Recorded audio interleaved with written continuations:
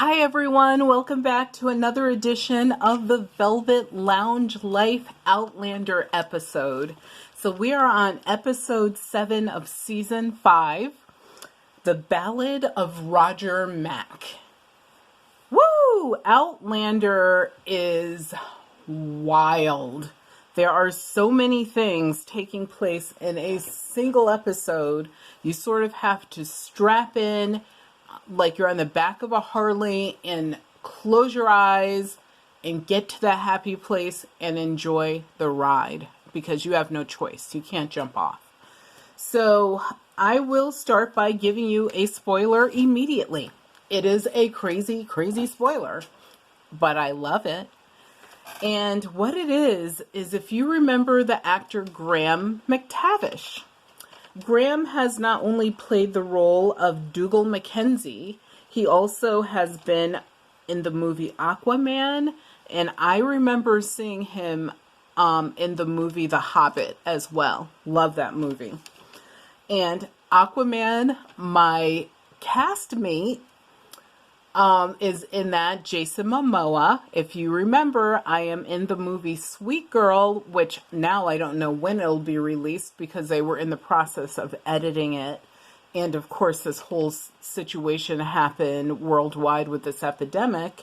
But it will come out. It's been paid for. It's been shot. It just needs to be edited and released, and it's coming out on Netflix.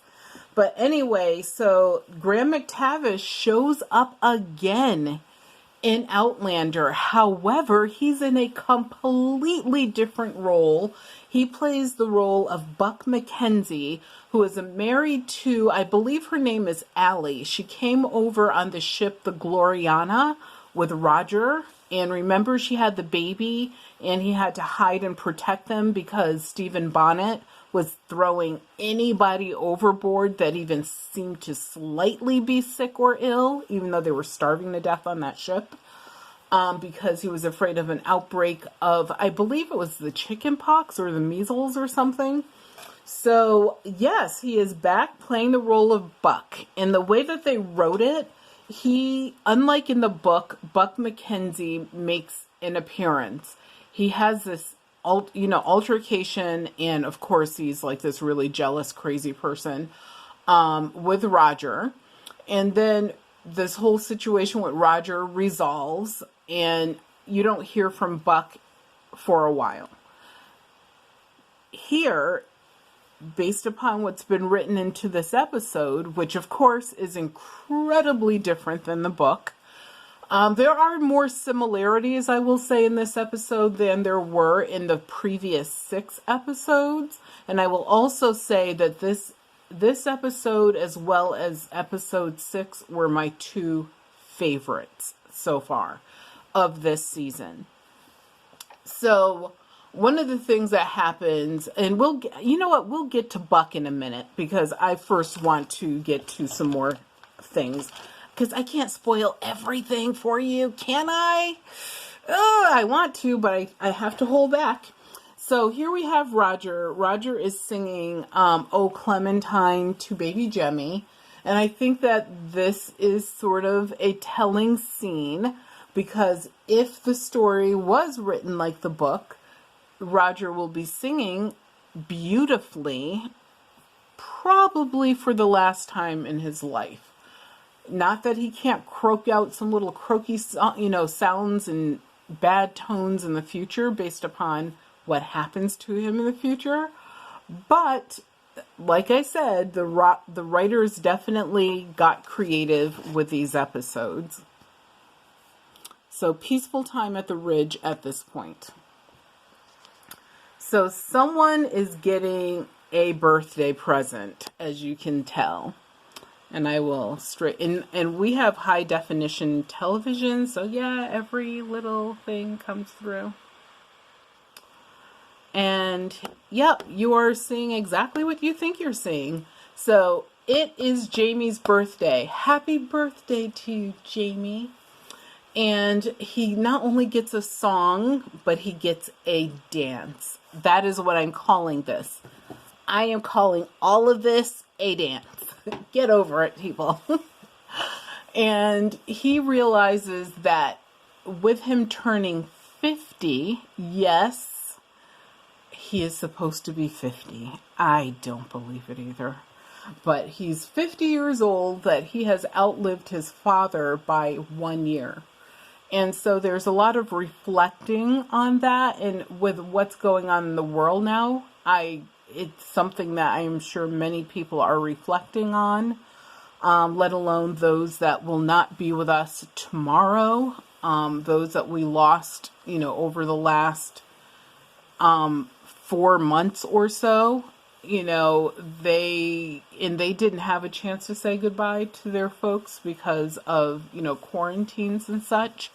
But I thought that it was just a very, reflective kind of thing to write into the story. And I don't know if that was written in before everything started happening in the world, and I'm talking in our real world, or if that was something like this was always written the way it was, with him saying the words that he says. And Roger also ends up reflecting similarly.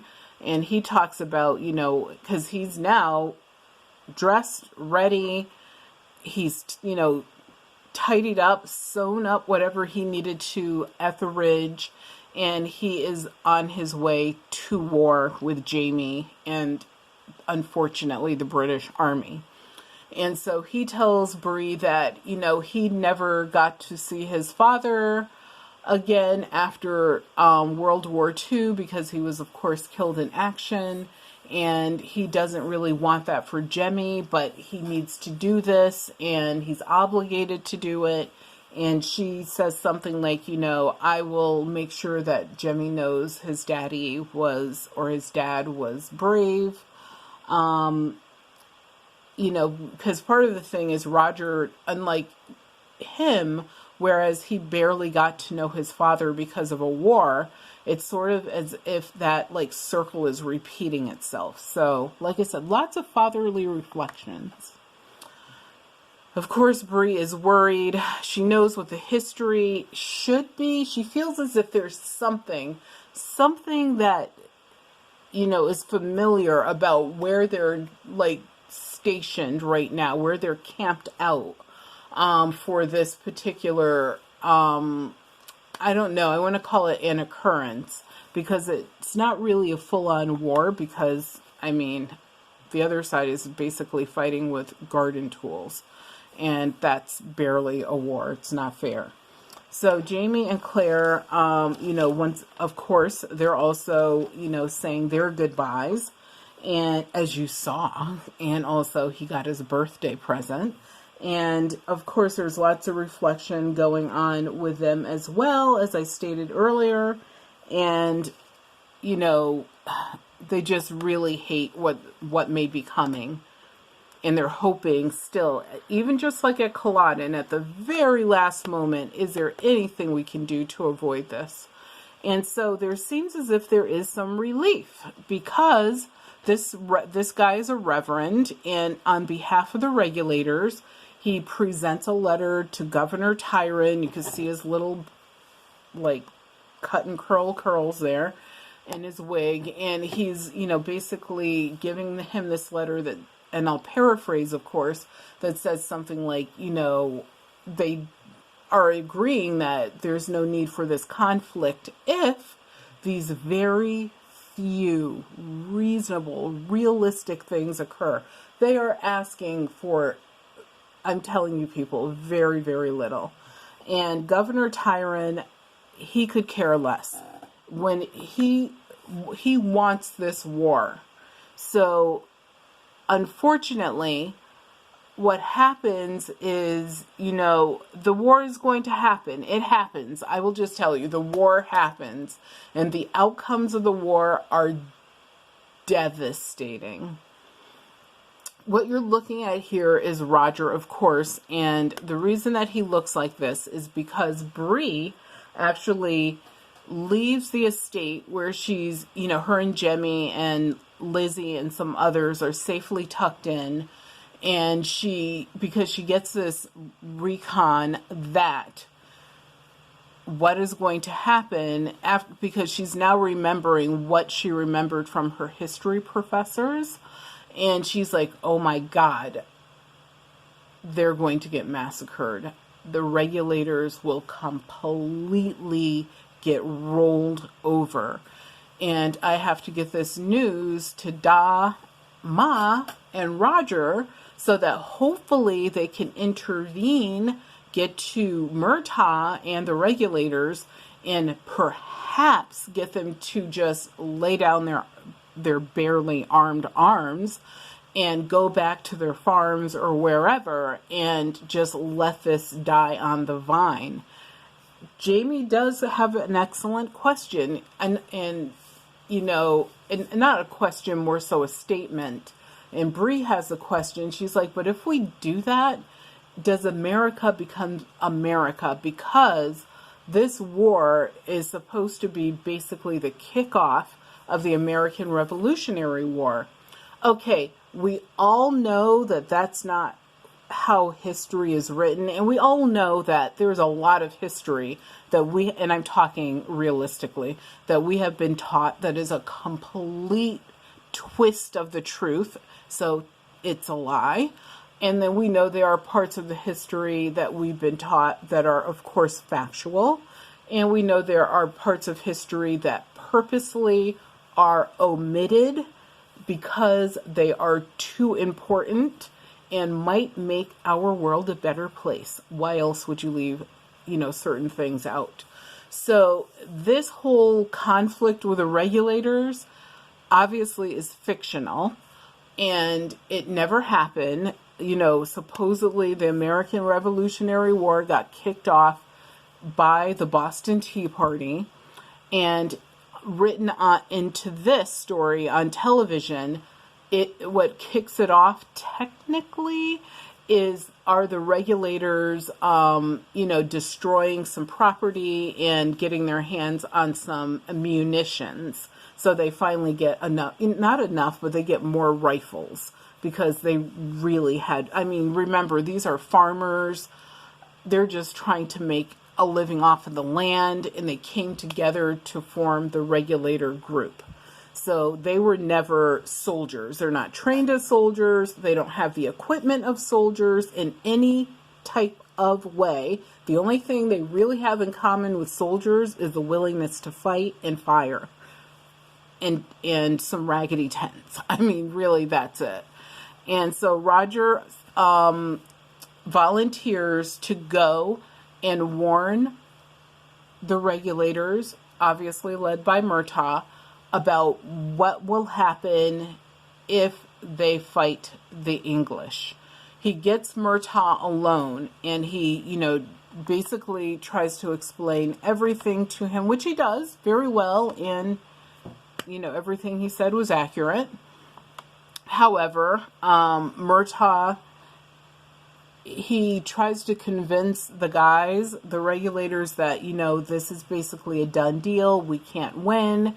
We need to basically lay down our arms, and, we will definitely come back and do this another day, but we will be more organized, and we will have better equipment and, of course, the weapons to at least have a chance.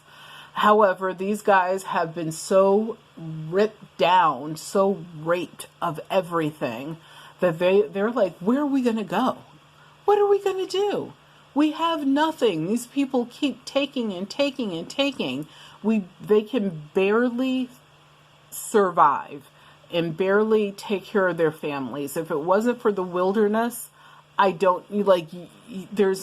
would they have done it? And so they decided that they are soldiers in this particular army of regulators, and regardless, they're going to fight with pride, win, lose, or draw. And, very brave group of guys, and they go out there and they try to do the best that they can with what they have and what they don't have. Bree, of course, is really worried because she's like, wow, Roger's out there again. Is he going to be okay? Where, is he going to come back? What's going on? And Jamie goes through a ritual where he bathes, or actually baptizes himself, sort of, in the waters, and he slices his hand, as a blood sacrifice. And what he's doing is he's basically praying to the warlord, Dougal Mackenzie, as well as the god that he believes in. And because Jamie, if you think about it, he is not a war chief. He is someone who has been in wars. He has obviously had to fight many fights, but and of course, this is like, I'm on this side with the British, who have treated me like absolute scurvy. And I have to now stand up and fight my godfather's regulators, who are definitely fighting for the right things. It's not right. Plus, he also knows that they are not equipped to even stand a chance. And of course, with the time travelers also in his camp, he knows that from the news that Bree gave them, because she finally remembered like why this particular location was so important in history. He knows that they don't stand a chance, because every time history comes up, even if they try to change it, it never works out. Whatever is supposed to happen still happens. So you can imagine the pit in the middle of his very, very nice stomach. And, it's sort of like, knowing that if you were going to the guillotine, like Marie Antoinette, and you knew there was no chance that you were going to like walk out of this, like there's nothing you could do, nothing you can say. The only things that you can do or say might make things even worse. So after trying to talk the regulators out of, going to war with the English, or having this particular fight. I hate using the word war, because it's more like a fight. It's like the 6 foot, 5 inch guy against the 4 foot, 60-pound guy, who's actually a child in disguise. It's like there's no chance they're going to like win this. And he also knows that what Roger is telling him is true, because of course he knows about the time travel, and he knows that Roger is one of them, and so of course he's not questioning anything he says. And unfortunately, although he tries to turn the guys around, they refuse to go, because like I said before, they have nothing. So they figure the best that we can do is, if we're going to go out, we're going to go out like dudes, like Scottish dudes. So Governor Tyrone, after hearing from the Reverend that these guys, are trying to come up with a truce, of course he could care less, because all he cares about is getting his name in the history books, which he actually mentions history books. And he actually says we, so of course looping Jamie into that. And Jamie makes it very clear that this has nothing to do with me. This all is about you. You know that you could walk away from this. This does not have to happen. And Tyrone's like, I said I was not going to leave South Carolina in like shambles or whatever, which it's not really even in shambles, if they would just like meet the very realistic and very few demands that these folks have. They're almost at request now. They're not even demanding, they're requesting. And he, just wants to make sure that when he gets to New York, he has a war under his belt. Reminds me of someone that is in a giant White House in Washington, D.C. right now. These little, teeny, tiny, minuscule individuals, how people are so irresponsible to give them so much power is beyond me. And at the end of the day, they don't give a damn about you. You supported them, but you will be the one losing your meal ticket. You are the one still living in a trailer house. You are still the one that, has no medical or insurance, or lost what you had and then cried afterwards when your husband died. I remember this news story. That's why I'm saying that. And look at us now, because of inaction, when it was known that this murderous killer virus was here and it was on its way, that individual that we call a leader sat up there in that White House and laughed and joked about it and claimed that nothing was going to happen here. And within just a day or two, we were inundated with what we're going through now. And I say this with some anger, and yes, I diverted a little bit from Outlander, because my husband is a level 1 essential employee responder. So if we had a nuclear war, and he is not in the military, he was in the military, but he retired from that, and then he went into a state and government job. And if we had a nuclear war, or if like the aliens came, a zombie apocalypse, whatever, he would have to be one of the last few people standing. And yes, that's what we signed up for, but we signed up for it under responsible leadership. And just like that individual, this individual, Governor Tyron the Tyrant, he is one of those little tiny dudes, like that tiny, and he, wants this war simply, so he would have this feather in his cap. So I felt that that was purposely written into this episode. It actually comes out in the book as well, but it's perfect. What a sign of the times, as Prince would say. So Jamie finishes his blood oath. That's why he's looking at the palm of his hand. And I will show you a little more of what we all don't mind looking at. And, him and Claire, they're sort of just reconciling what is going to happen. And, she talks about, whether the prayer will help. And, of course, obviously, at this point, anything will help, hopefully. So, yep, they're prepared for war. The soldiers are there. They got their orders, and this is what happened. So, within the war, there were several deaths. Of course, the majority of them regulators. The regulators were decimated. Very few of them survived. And unfortunately, one of them that is not going to survive is Duncan. So Duncan's character, Murtagh, is at peace.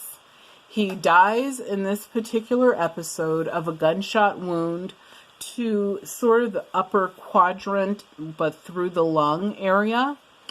And he was basically like squirting blood everywhere. So you knew when he was leaning against the tree with Jamie that he was not going to survive. And something that I have to go back just in case you missed it. Yes, Jamie is wearing the jacket of a British officer because Tyron put him in a position where he could not say no without giving up the fact that he is actually on the side of the regulators. So in front of a small contingency of individuals, he was kind of forced to put this, and not even forced to put it on. Tyron held it open for him and put it on him. And I thought, wow, that was a telling moment. And of course, one of the things that, you have to think about, not only is Murtagh looking at his face, he's probably like, why the hell are you wearing this jacket? But he knows, because he's a soldier, that you do what you have to do. And so there's no love loss whatsoever. He once again makes Jamie aware of his love for him and about the fact that, yes, even though you told me to go away and not to be your caretaker, I was going to be your caretaker until the end. And unfortunately, yes, his life ended.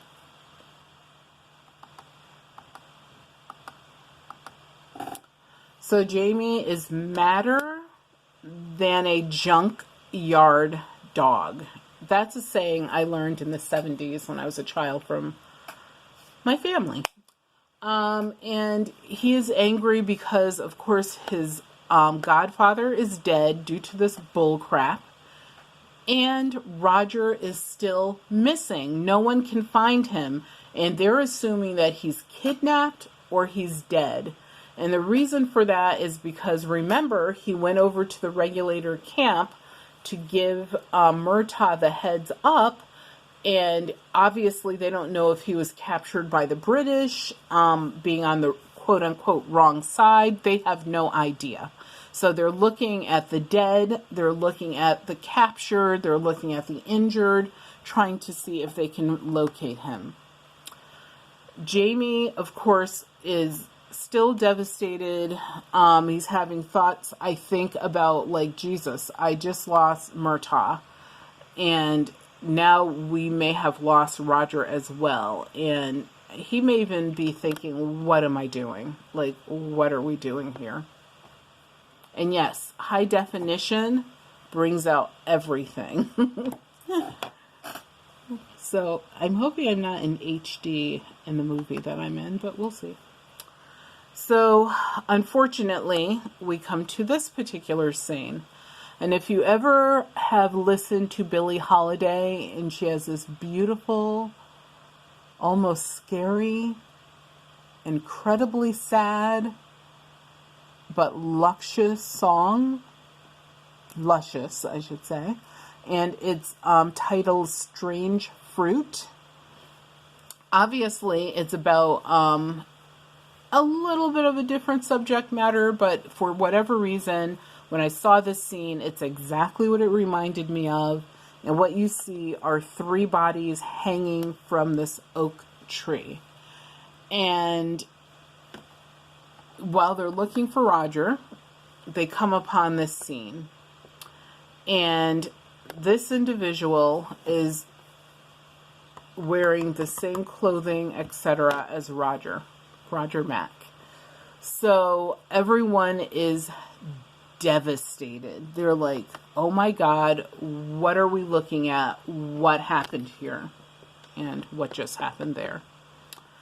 And Bree, of course, is, you know, I mean, what is she, can you imagine, like, what on earth is she thinking at this point? And, you know, she's devastated. They're all assuming this is Roger. And when they take the body down from the tree, they're slowly and laboriously lowering this body to the point where you are, like, in your living room, sitting on your fluffy couch with a cup of tea, or perhaps some of you are having some of that Sassenach whiskey, and you are like, lift him up, hold his legs up, cut him down. But for whatever reason, and this is written completely different than the book, because exactly what I just said is what happens in the book. They run over, they lift him up, they cut him down. Claire, you know, they get the rope off of him, Claire examines him and realizes that he still has a pulse, so obviously there's still hope, he's still alive. However, on the television series tonight, what happened was they just assumed he was dead, and they took him down. However, super duper incredible, spoiler alert, I couldn't wait to tell you this. I will quote this line. So Bree says, "I don't need land, I need my husband back," unquote.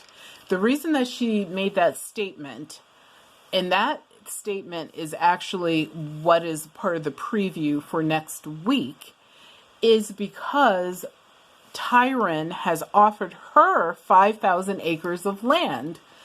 And obviously it's a pacifier for the death of her husband, the wrongful death of her husband. And they know it is a wrongful death. It is not a wrongful death. It is a murder. And so she makes this statement. So why am I talking about this? Because in the book, Roger is the one that is offered land because of them attempting to murder him. So yes, once again, we're going to have some major differences from the book versus the actual television series. So I thought it was really interesting, amazing that Graham McTavish is back. And also because they twisted his story, he'll definitely be in a future episode. We know that. He will be. He'll be in the next one, I guarantee you. So I just want to thank you guys so much for tuning in. And please remember to subscribe to our channel. We have several special things that we're doing for subscribers. And that information will be down below in the show notes. Remember to give us a thumbs up. Please leave a comment down below. How do you like the way this season is going? Do you think that this season should be closer to what's in the book? Keep in mind that if the writers did everything exactly by the book, we'd have no surprises. Also, by them changing things up, it gives a completely different perspective on the story. For example, one of the things that they went back and forth over, this is an Outlander Insider Extra for you, is they went back and forth over whether Sam should wear that red coat or not. So should Jamie wear the red coat, yes or no? And they went back and forth almost up to the end, and they decided that yes, he was going to wear the red coat on the television series. And as you saw, he did. And they do actually have a really nice shot of him with the coat on. And there's a point when he actually puts his I think it's called a tricot or tricoat hat on, or tricon or something, whatever. And yeah, he looks like a complete British soldier when he does that. And you're like, whoa. And he also looks obviously very good in the outfit. Hello, on purpose. And so I just think that it's really cool that in the background, during the writing process and of course editing, they're going back and forth over some of the same things we go back and forth over. So thank you for tuning in. Remember to look down below in the description for more information about how you can win our Outlander books plus other beautiful gifts. And we're trying to get to our goal of 2,200